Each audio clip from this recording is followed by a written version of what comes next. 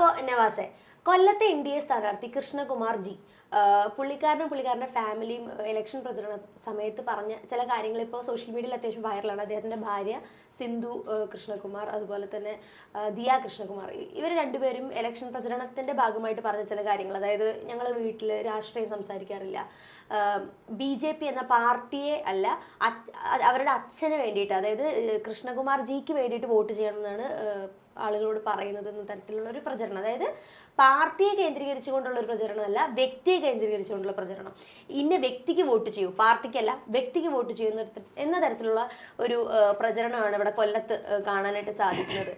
അതിനെക്കുറിച്ച് എന്താണ് നവാസിന് തോന്നുന്നത്? ഒരു പഞ്ചായത്ത് തെരഞ്ഞെടുപ്പുകളൊക്കെ ആണെങ്കിൽ വ്യക്തി എന്ന് പറയുന്ന ഒരു കാര്യത്തിനെ കുറച്ച് ഇമ്പോർട്ടൻസ് കൊടുത്തു കഴിഞ്ഞാലും പ്രശ്നബാധമാണെങ്കിലും നമുക്കതൊന്ന് കളഞ്ഞേക്കാവുന്ന സംഭവമാണ്.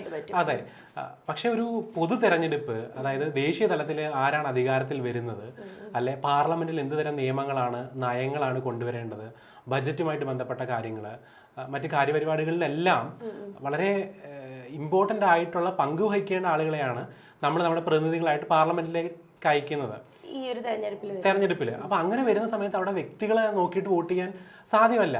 കൃഷ്ണകുമാർ എന്ന് പറഞ്ഞ ആളായാലും സുരേഷ് ഗോപി എന്ന് പറഞ്ഞ ആളായാലും അല്ലെ BJPയുടെ മറ്റേത് സ്ഥാനാർത്ഥികളായി കഴിഞ്ഞാലും അവരുടെ വ്യക്തി എന്ന് പറയുന്ന സംഭവം ഇവിടെ വെച്ചിട്ട് മാത്രമേ പാർലമെന്റിലോട്ട് പോകാൻ പറ്റൂ. പാർലമെന്റിൽ ചെന്ന് കഴിഞ്ഞാൽ അവർ പാർലമെന്റേറിയൻസ് ആണ്, അവരുടെ പാർട്ടി പറയുന്ന അനുസരിച്ച് അവർക്ക് വോട്ട് ചെയ്യേണ്ടി വരും.